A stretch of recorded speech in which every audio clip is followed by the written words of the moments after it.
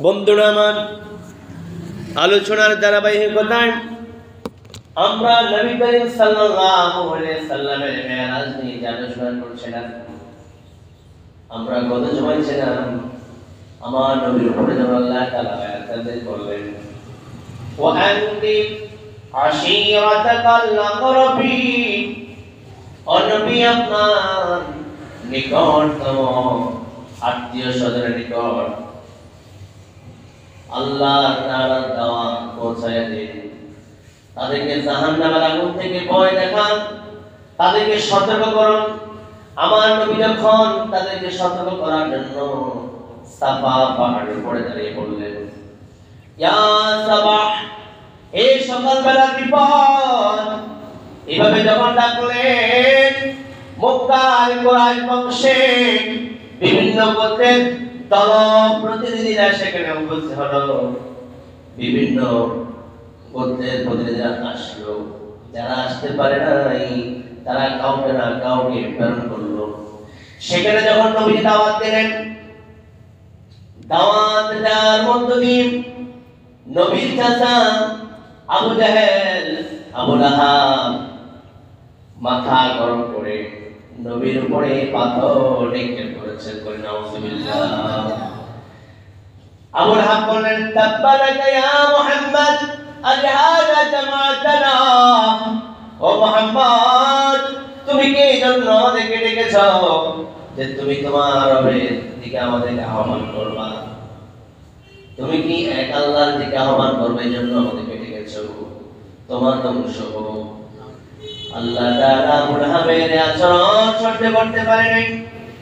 আবু লাহাব যে পাথর নিক্ষেপ করেছে, পাথর মেরেছে নবীর উপরে, আমার আল্লাহ সহ্য করতে না পেরে আমার আল্লাহ তাআলা সরাসরি আবু লাহাবের ধ্বংস কামনা করেছেন। আল্লাহু আকবার বলেন, তাব্বাত ইয়াদা আবি লাহাবিন ওয়া তাব, ধ্বংস হোক আবু লাহাবের দুহাত এবং সে নিজেও ধ্বংস হোক। আল্লাহ নবীর উপর এমন আচরণ করার কারণে নবী চিন্তিত হয়ে পড়লেন। নবী এমন প্রেক্ষাপটে পরিস্থিতি পড়বেন নবী কল্পনা করতে পারেন নাই। কিন্তু নবীকে তো দাওয়াতি কাজ করা লাগবে। আমার আল্লাহ আবার আয়াত নাযিল করলেন, ফাসদা বিমা তুমার ওয়া আরিদ আনিল মুশরিকিন। নবী আপনি সাবধান করুন, সাবধান করুন, আপনি দাওয়াতি কাজ চালিয়ে যান এবং আপনি কাফের মুশরিক থেকে নিজেকে বিরত রাখুন, নিজেকে দূরে রাখুন। আওয়াজে বলুন সুবহানাল্লাহ। দ্বীনের পথ, ইসলামের পথ সহজ নয়, কণ্টকাকীর্ণ পথ। খেজুর গাছের রস শীতকাল খেতে বড় মজা, কিন্তু খেজুর রসটা যিনি কাটেন কষ্ট আছে না নাই? কাটার আঘাত খেতে হয় কি হয় না? অনেক কষ্ট। কাটার আঘাত খাওয়ার পরে খেজুর রস সংগ্রহ করে জান্নাত এত সহজ নয়, আল্লাহর নৈকট্য অর্জন এত সহজ নয়। নবীর উপরে পাথর মারার পরে আমার আল্লাহ আবার আয়াত নাযিল করলেন, ফাসদা বিমা তুমার ওয়া আরিদ আনিল মুশরিকিন। আপনি সাবধান করুন, দাওয়াতি কাজ চালিয়ে যান আর মুশরিকদের থেকে দূরে থাকুন। আমার নবী যে দাওয়াতি কাজ চালিয়ে গেলেন, নবীর গায়ের উপরে যখন পাথর নিক্ষেপ করলো, নবীর চাচা আবু লাহাব এই আচরণ করেছে। দাদার সকল সন্তান কিন্তু খারাপ হয় না, দু একজন ভালো তো হয়। নবীর চাচা আবু লাহাব এমন আচরণ করেছেন, কিন্তু নবী আরেকজন চাচা আবু তালেব নবীর ভক্ত হয়ে নবীর সাথে যোগদান করলেন। আজ থেকে আমি আমার ভাতিজার পক্ষে আছি, আমার ভাতিজা মুহাম্মদের সাথে আমি আছি। আমার ভাতিজার গায়ে যেন কেউ আর পাথর মারতে না পারে, আমার ভাতিজার গায়ে যেন কেউ আঘাত করতে না পারে। আমি আবু তালেব আছি। সুবহানাল্লাহ। কারণ এটা তো মক্কার বিখ্যাত কুরাইশ বংশ। প্রত্যেকটা বংশের একটা মর্যাদা আছে, বংশের একটা শক্তি আছে। আবু তালেব যখন নবীর পক্ষে চলে গেলেন, তখন আর বাকি নবীর চাচারা নবীর প্রতি আক্রমণ করতে ভয় করছে। নবী দাওয়াতি কাজ করতে যাচ্ছিলেন। কিছুদিন পরে নবীর দাওয়াতি কাজকে বন্ধ করে দেওয়ার জন্য নতুন করে ষড়যন্ত্র করল। আব্দুল্লাহর পুত্র মুহাম্মদকে গ্রেফতার করা লাগবে, তাকে জেলখানায় পাঠাতে হবে, এছাড়া কোনো পন্থা নাই তার দাওয়াতি কাজকে বন্ধ করা। কারণ তো সে এক আল্লাহর দাওয়াত দিয়ে যাচ্ছে, এদিকে তো আমাদের জনসংখ্যার সংখ্যা কমে যাচ্ছে। তারপরে আমার নবীকে তারা সময় ব্যবধানে গ্রেফতার করলো। গ্রেফতার করার পরে কারাগারে নিয়ে গেল। সেখানে নবীর উপরে জুলুম করবে, নবীর উপর আঘাত করবে, এটা নবীর কাছে আবু তালেব বুঝতে পেরেছে। এই জন্য নবীর কাছে আবু তালেবও চলে গেলেন। আবু তালেব নবীর সাথে 3 বছর জেলখানে ছেড়ে সুবহানাল্লাহ। পাপিয়ার জন্য কতটা চাচা আবু তালেব নবীর সাথে চলে গেলেন জেলখানায়, যাতে করে নবীর উপরে কোনো জুলুম করতে না পারেন। গভীর মনোযোগ দিন। এদিকে কাফের মুশরিকরা আবু লাহাব, আবু জাহেল, উতবা, সায়বা, মুগীরা চিন্তা করলো মুহাম্মদের সাথে তার চাচা আবু তালেব আছে, তার উপর জুলুম করা যাবে না। এখন কি করা যায়?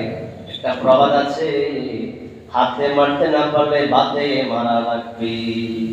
আসলে নাই জেলখানে নবী 3 বছর, নবী চাচা 3 বছর, গায়ে আর হাত উঠাতে পারছে না। বিকল্প পন্থা, তাদের যোগাযোগ খাবার বন্ধ করে দাও, সরবরাহ বন্ধ করে দাও, জেলখানায় আর কোনো খাবার পৌঁছবে না। এমনি তো মারা যাবে, জেলখানায় কোনো খাবার পৌঁছবে না। আমার ভাইয়েরা, এমন আচরণ করার পরে আবু তালেবের কাছে কোনো খাবার নাই, নবীর কাছে কোনো খাবার নাই, পেটের ক্ষুধায় গাছের পাতাগুলো খাওয়া শুরু করে দিয়েছে। আবার নবীজি গাছের পাতা, গাছের বাগল খাওয়া শুরু করে দিয়েছে পেটের ক্ষুধায়। কারণ যাবতীয় খাবার সরবরাহ বন্ধ করে দেওয়া হয়েছে। আমার নবীর অবশেষে গাছের পাতা খেতে খেতে নবীর পায়খানা মোবারক ছোট ছোট কানার মতো হয়ে গেছে। আল্লাহু আকবার বলে। ইতিহাস বিজ্ঞান উদাহরণ দিতে বললেন, ছাগলের পায়খানা যেমন দানা দানা, আমার নবীর পায়খানা মোবারক এমন দানা দানা হয়ে গেছে। কারণ কোনো খাবার তো পৌঁছে না, গাছের পাতা খেয়ে জীবন কাটাচ্ছে।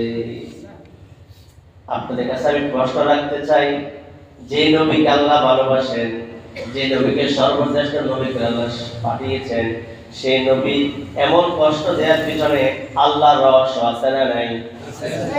যে নবী আমার জন্য সুপারিশ করবে, আপনাদের জন্য সুপারিশ করবে, সেই নবীকে আল্লাহ এত কষ্ট দেওয়ার পিছনে আল্লাহর রহস্য আছে না নাই? 3 বছর এভাবে কাটালেন। 3 বছর কেটে যাওয়ার পরে জেলখানা থেকে বের হয়ে নবী আবার দাওয়াতি কাজ শুরু করলেন। দাওয়াতি কাজ শুরু করার পরে তারা আবার দাওয়াতি কাজে বাধা দেওয়া শুরু করলো। ইন দ্য টাইম, তার কিছুদিন পরে নবীর চাচা আবু তালেব ইন্তেকাল করেছেন। ইন্না লিল্লাহি ওয়া ইন্না ইলাইহি রাজিউন। এখন নবীর পক্ষে দাওয়াতি কাজ করা সহজ না কঠিন? কথা বলেন, কেমন কঠিন? নবীকে এখন তারা হুমকি ধমকি দেওয়া শুরু করলো, তোমার তো চাচা নাই, তুমি দাওয়াতি কাজ কিভাবে করবা দেখায়া ছাড়বো।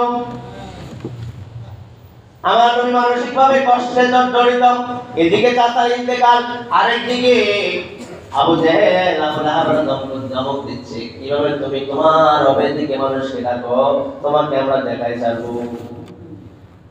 আল্লাহ রাসূল সাল্লাল্লাহু আলাইহি সাল্লাম মানসিক শান্তি খোঁজার জন্য চলে গেলেন নবীর স্ত্রী খাদিজার নিকটে। সুবহানাল্লাহ। একজন পুরুষ যখন মানসিকভাবে কষ্টে থাকেন তখন তার শান্তি খোঁজে স্ত্রীর কাছে। স্ত্রী যদি তাকে মানসিকভাবে সাপোর্ট দেয়, তার সাথে সুন্দর আচরণ করে, সুন্দর ব্যবহার করে, ওই পুরুষের কাজে কর্মে শক্তি পায়। কথা বলতে ঠিক যাবে ঠিক। যদি কোনো স্বামী বাসাতে শান্তি না পায়, স্ত্রীর কাছে শান্তি না পায়, ওই পুরুষ ঘরেও শান্তি নাই, বাহিরেও শান্তি নাই, সে মহা বিপদে তার জীবন অতিবাহিত করে। কথা বলে ঠিক যাবে ঠিক। নবী নিজে তো খাদিজার কাছে শান্তির জন্য খুঁজলেন।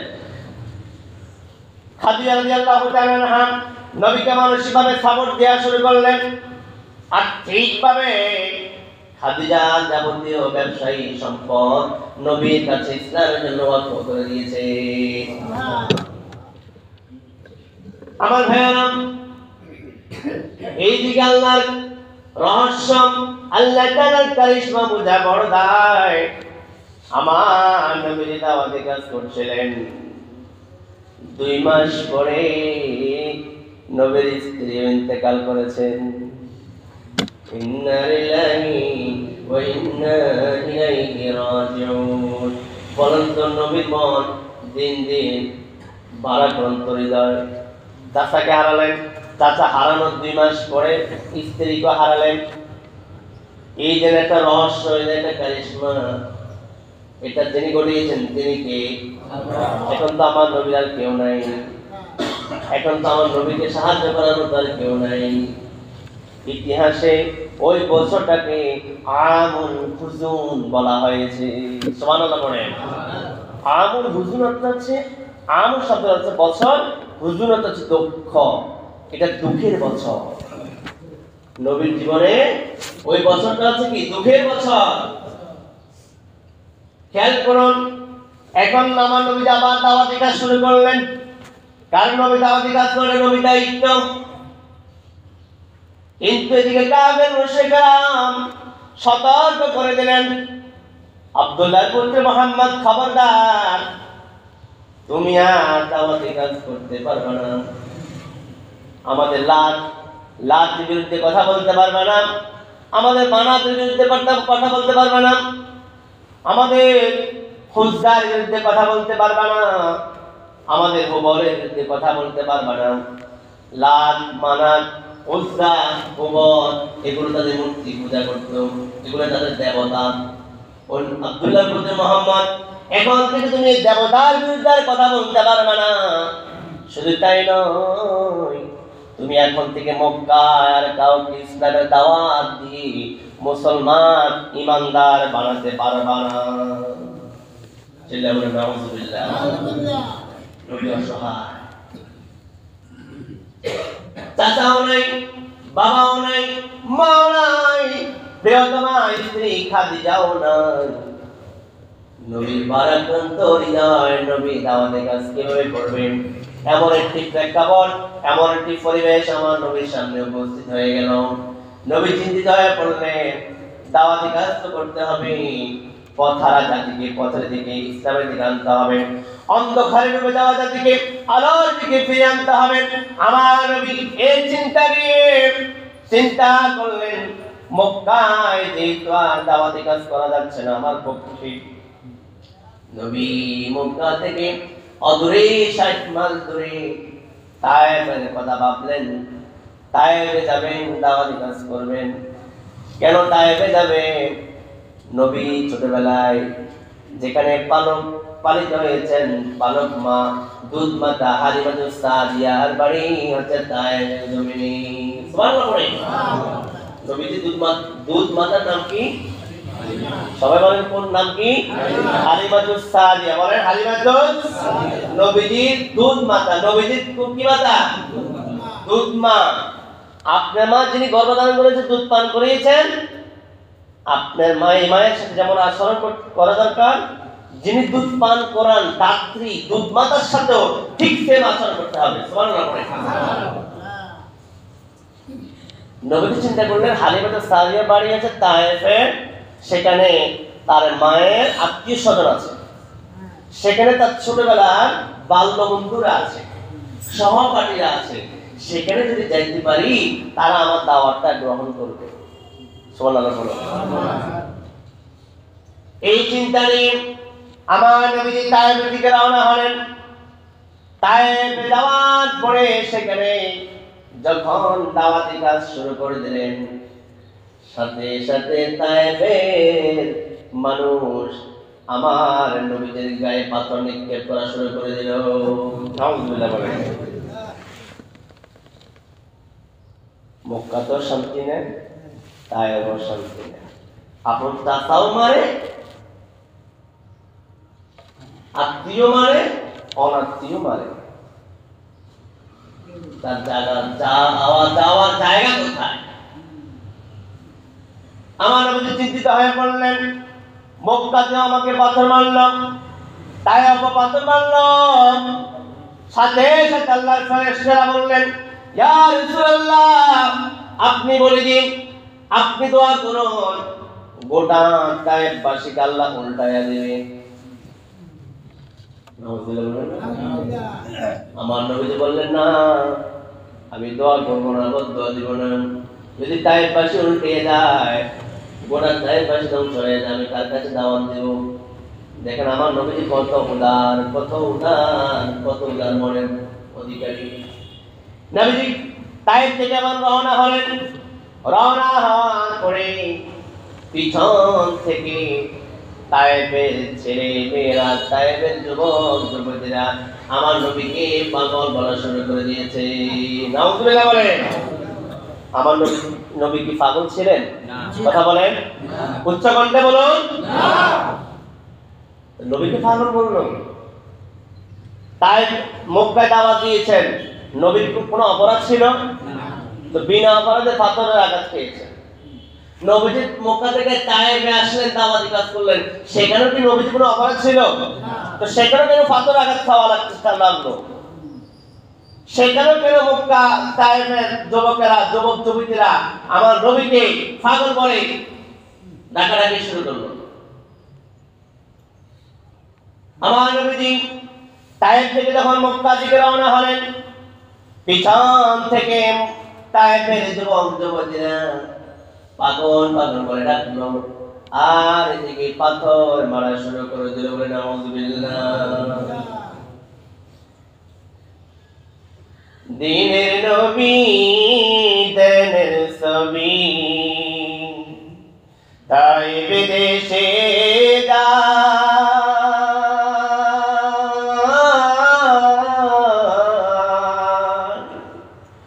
ইট পাথরে আঘাত করল নবীজির গায়। ঠিক দিনের নবী দেনের ছবি, তাই বিদেশে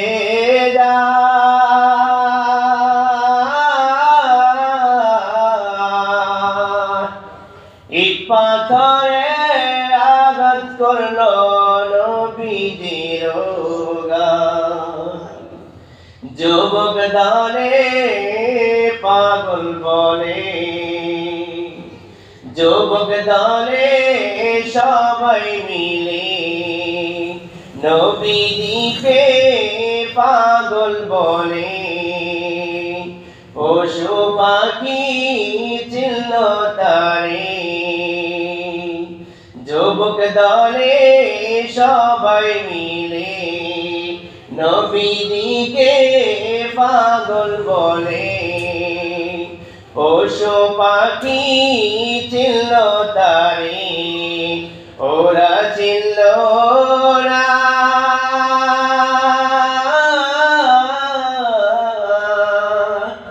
ইট পাথরে আঘাত করল নবীজির গায়। দিনের নবী দেনের ছবি, তাই বিদেশে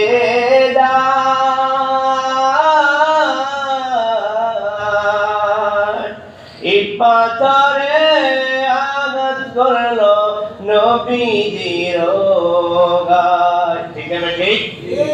পশু পাখি আমার নবীকে চিনল, কিন্তু তায়েফের যুবক যুবতীরা চিনল না। এই পৃথিবী সর্বশ্রেষ্ঠ, সর্বোত্তম মাখলুক, মানব ব্যক্তি হচ্ছেন মুহাম্মদ রাসূলুল্লাহ সাল্লাল্লাহু। সেই নবীকে পৃথিবীর শ্রেষ্ঠ সর্বকালের সর্বশ্রেষ্ঠ মহামানব সেই নবীকে তায়েফের যুবক যুবতীরা পাগল বলে সম্বোধন করল।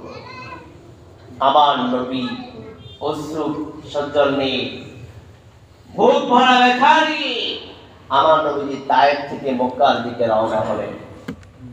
মক্কায় আসলেন। মক্কায় নবীর চাচা আবু তালেবের কন্যা সন্তান উম্মে হানির ঘরে তিনি অবস্থান করলেন। নবীর চাচা আবু তালেবের কন্যা সন্তান উম্মে হানির ঘরে নবী এসে বিশ্রাম নিচ্ছিলেন। হঠাৎ করে একদিন নবীজি 27 রজব সোমবার রাতে জিবরিল আমিনের মাধ্যমে আল্লাহ সুবহানাহু ওয়া তাআলা তার হাবিবকে মেরাজ গমন করিয়েছেন। সুবহানাল্লাহ। মেরাজ শুরু হলো। মেরাজ কি হলো? 27 রজব তায়েফ থেকে মক্কায় আসলেন। নবীর চাচা আবু তালেবের সন্তান কন্যা সন্তান উম্মে হানি ঘরে যখন অবস্থান করছিলেন, বিশ্রাম নিচ্ছিলেন, হঠাৎ করে রাত্রে বেলায় 27 রজব সোমবারে রাতে জিবরিল আমিনের মাধ্যমে নবীকে দুনিয়া থেকে জমিন থেকে সপ্ত আসমান উপরে আল্লাহ তাআলা নিয়ে মেরাজ করিয়েছিলেন। সুবহানাল্লাহ। আস্তে বলুন, আরেকজন বলুন সুবহানাল্লাহ। উচ্চ কণ্ঠে আওয়াজ দিব আল্লাহু আকবার। তাহলে গত জুমা থেকে শুরু করে আজকে জুমা পর্যন্ত মেরাজ সংঘটিত হওয়ার আগের কাহিনী আলোচনা হয়েছে। আপনি কত আলোচনা বুঝতে পেরেছেন? জি। এখনো মেরাজ এখন শুরু হয়েছে। মেরাজ শুরুর প্রেক্ষাপটটা আজকে জুমা আলোচনা হয়েছে। পরিবেশটা কি, কোন পরিবেশ ছিল? মেরাজে কেন নিলেন? নবীকে সান্ত্বনা দেওয়ার জন্য। সুবহানাল্লাহ। মক্কায় মায়ের খেয়েছে, তায়েফে মায়ের খেয়েছে, চাচাকে হারিয়েছে, স্ত্রীকে হারিয়েছে, পুরা শরীর রক্তে রঞ্জিত হয়ে গেছে। সেই নবীর মনে দুঃখ আসে না নাই? সেই দুঃখের ভারাক্রান্ত হৃদয় নিয়ে উম্মে হানি ঘরে যখন আসলেন, আমার আল্লাহ সুবহানাহু ওয়া তাআলা আমার নবীকে, তার প্রিয় হাবিবকে আল্লাহর সান্নিধ্য নিয়ে নবীকে সান্ত্বনা দিয়েছেন।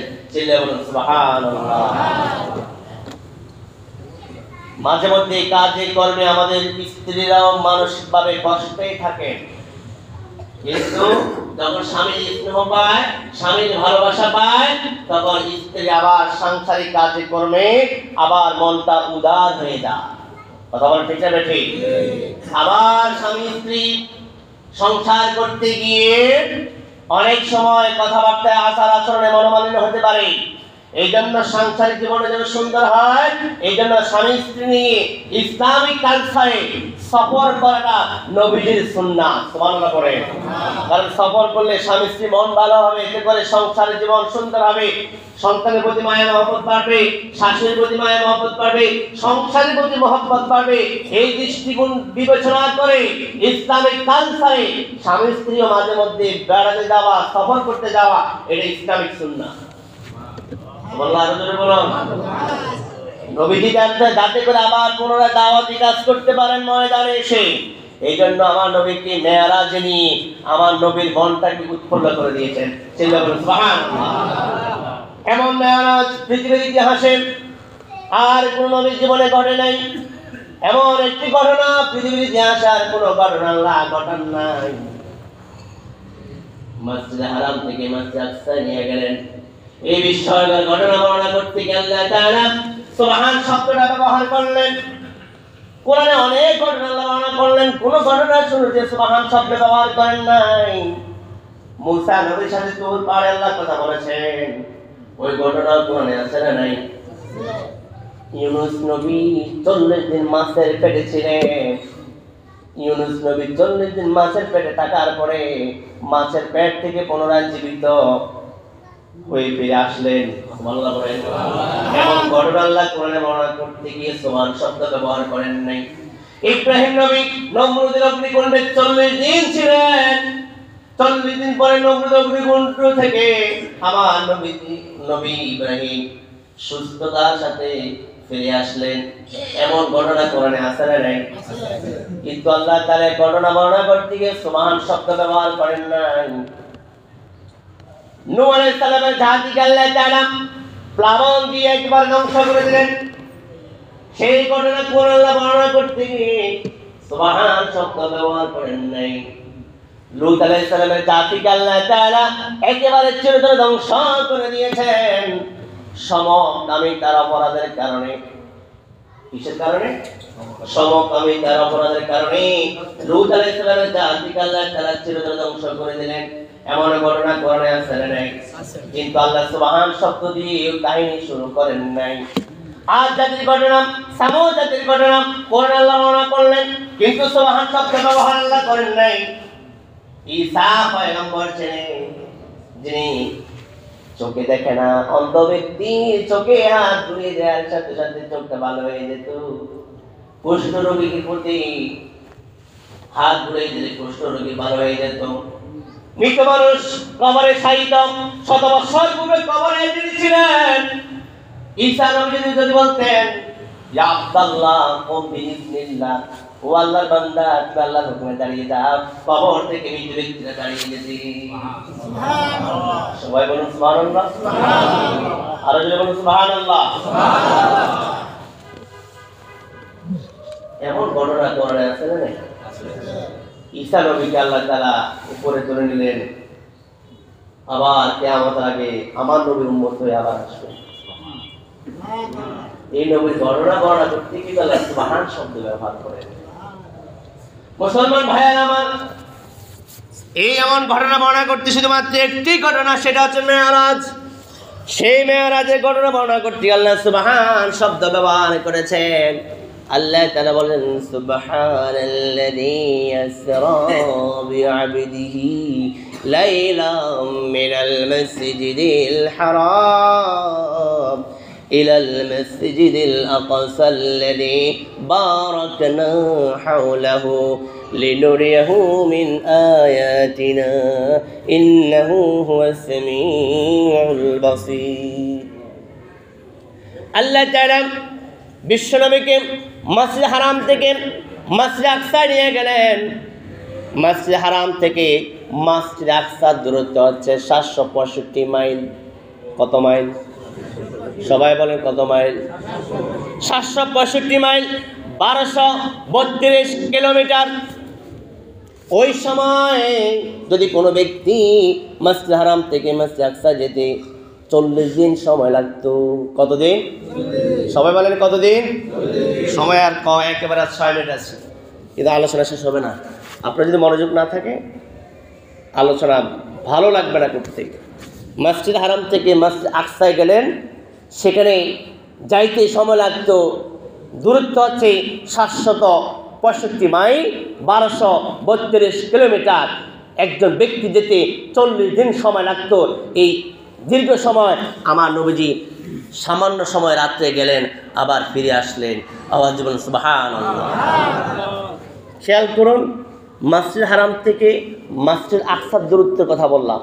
মসজিদ আকসা থেকে সিদরাতুল মুনতাহা, 7 আসমান উপরে আমার আল্লাহকে নিয়ে গেলেন। বিজ্ঞান আজকে আশ্চর্য হয়ে গেলেন। এত দূরত্ব পাড়ি দিতে হলে গ্র্যাভিটেশন পাওয়া, মাধ্যাকর্ষণ শক্তি ব্যাট করতে হয়। কিভাবে সম্ভব? আমার নবীজি গ্র্যাভিটেশন পাওয়ার, মাধ্যাকর্ষণ শক্তি ব্যাট করে গ্যালাক্সি, ব্ল্যাক হোল, গুচ্ছ, নক্ষত্র, ধূমকেতু, নিহারিকা, এগুলো ভেদ করে আমার নবী সপ্ত আসমানের উপরে পাড়ি দিয়েছেন। চিল্লায়ে বলেন আল্লাহু আকবার।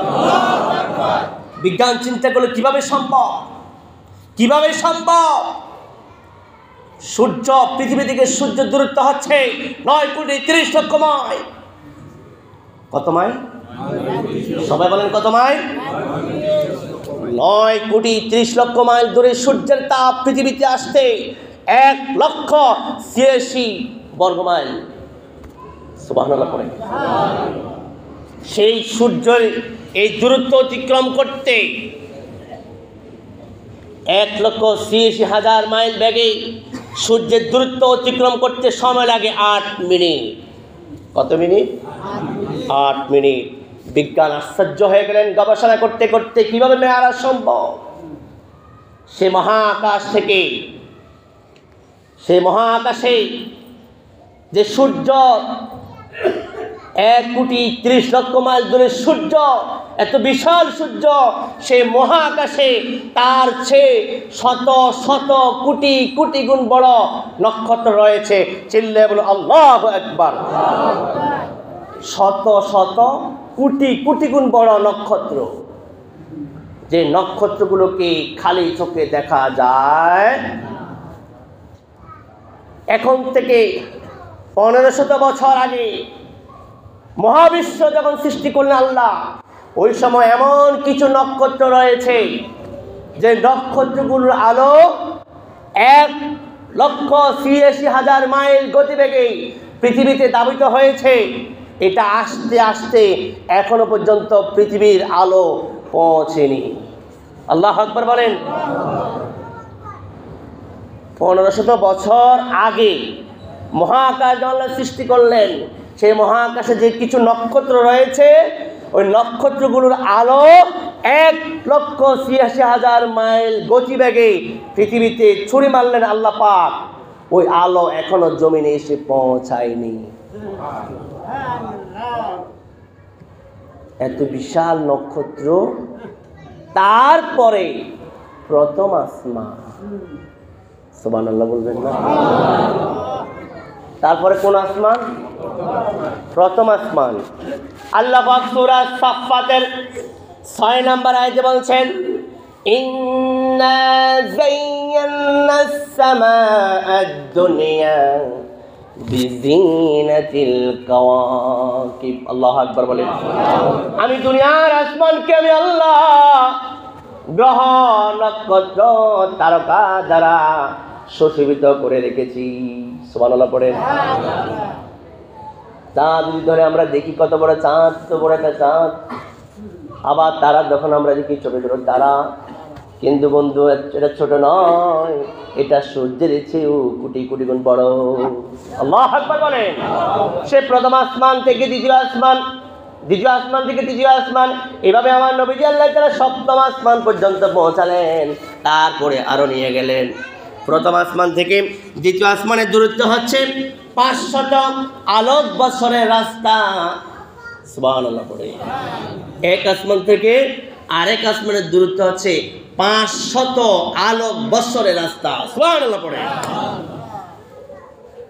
আমার এই কথাগুলো যদি আপনারা জানতে চান, তাফসীর মাআরিফুল কোরআন, তাফসীর নুরুল কোরআন, তাফসীর ফি জিলালিল কোরআন, তাফসীর মাঝহারি এবং কোরআনিক সায়েন্স, তারপর হচ্ছে মহাকাশ বিদ্যা, তারপর আর রাহিকুল মাখতুম, সিরাতে সরওয়ার আলেম, মানবতার বন্ধু মুহাম্মদ রাসূলুল্লাহ সাল্লাল্লাহু আলাইহি ওয়াসাল্লাম, এই ইতিহাসের কিতাবগুলো তাফসীরগুলো পড়লে পাবেন।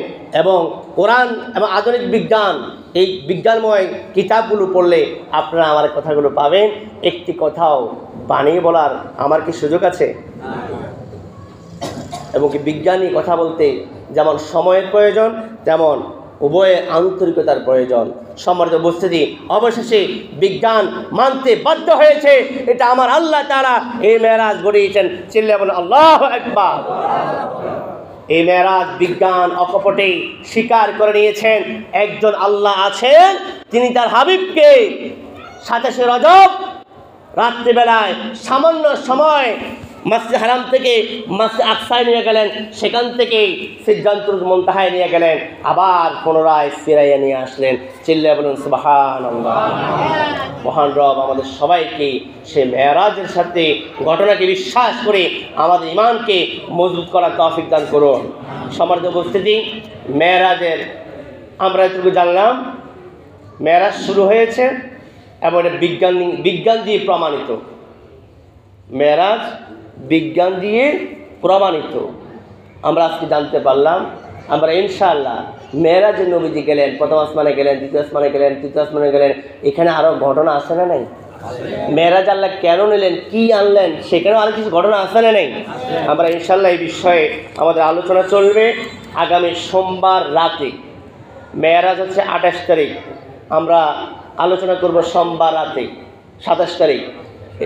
এশারের পরে মসজিদ কমিটি, আমি গত জুমায় বলেছিলাম আলহামদুলিল্লাহ মসজিদ কমিটি এবং আপনারা আন্তরিকতার সহিত আমার এই বক্তব্যকে রিসিভ করেছেন, চিল্লায় বলুন আলহামদুলিল্লাহ।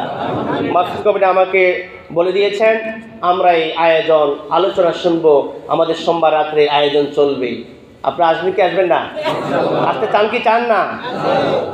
হতে পারে এই তো শেষ, আগামী বছর আপনার দ্বারা আমার দ্বারা হয়তো আলোচনা করা না হতে পারে, আপনাদের দ্বারা আলোচনা শোনার সৌভাগ্য না হতে পারে। কবরে কার কখন ডাক এসে যায় তার কোনো সিরিয়াল আছে নাকি? এই জন্য আমরা সোমবার রাত্রে আসবো, আপনাদের সকলের দাওয়াত এবং আপনাদের সম্মানার্থে এটা তাবারুকের ব্যবস্থা করা হয়েছে। যদি আপনাদের রিজিকে থাকে তাবারুক নিয়ে যাবেন, আর না হয় কোরআন সুন্নাহর আলোচনা নিয়ে জীবন পরিবর্তনের সিদ্ধান্ত নিয়ে মসজিদ থেকে বের হবেন। আপনারা রাজি আছেন না নাই? আর যেমন আছেন না নাই? মহান রব আমার এই কমিটির আয়োজন, এই এলাকাবাসীর আয়োজন নাজাতের দাঁড়িয়ে হিসেবে কবুল করুন। গত জুমা আপনারা দান করেছেন 2330 টাকা। মহান রব ছোট্ট এই দানগুলো নাজাতের জারিয়া হিসেবে কবুল করুন। যারা কাবলুজা করেননি তারা কাছে আমাদের করে নিন।